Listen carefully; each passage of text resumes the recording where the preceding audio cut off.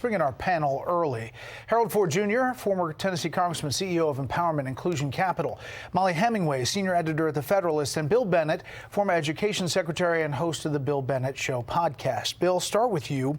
You heard Jennifer's report and Peter about really what changed to produce this announcement that this investigation is going to move forward today. Oh, we don't know. We don't know what the president saw.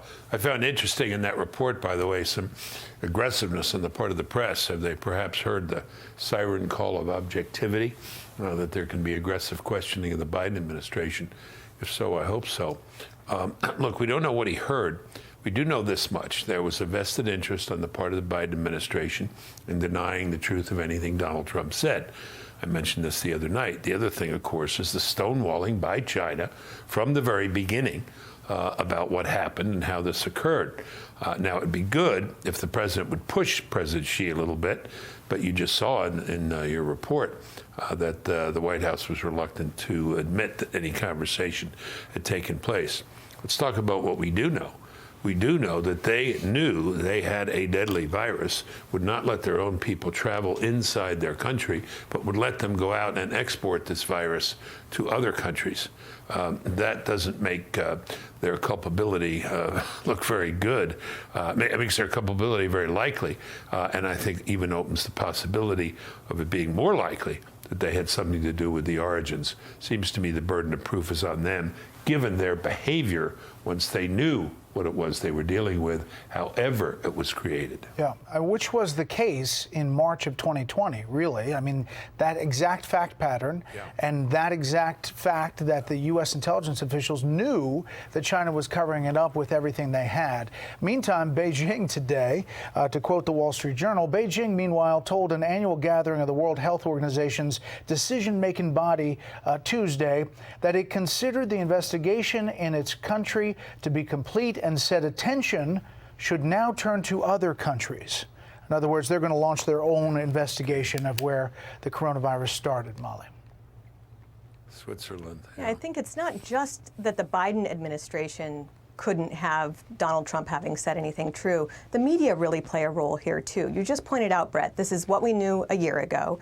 And the media thought that there were two options. Basically, you could blame China for how they handled this. You know, viruses can come from anywhere, but how you handle them is key. And there were so many problems with how China handled this, even if you leave aside that it was always a strong possibility that it came out of this Wuhan Institute of Virology. But they couldn't let Donald Trump or Mike Pompeo be right, and so they couldn't even be curious about those origins. This is a massive scandal. This is something that affected the entire world, hundreds of millions of people. You know, it destroyed the economy, put so many people out of work, it killed millions of people, it sickened so many people.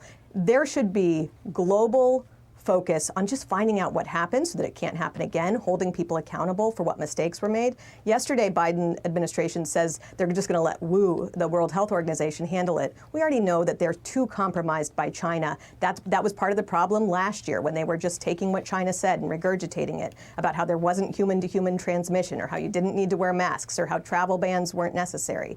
You know, we really need people to think through everything here, but we already kind of know what we need to know in terms of who's culpable. Yeah.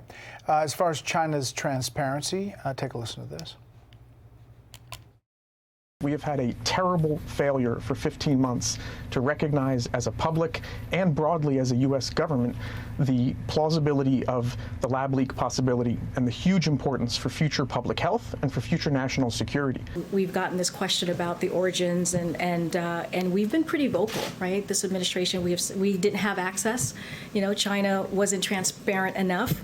We have been saying that for a very long time. There is no way that the Chinese Communist Party is going to turn over any of the information that would be needed in order to have a serious investigation. Harold, some people may ask, why is this important? Why does it matter? And if China is somehow culpable or covering up what was a lab accident from that lab, there are a lot of questions about what that means, retribution-wise. But then there's the question about how we've handled it, and we've dismissed it. What else are we dismissing?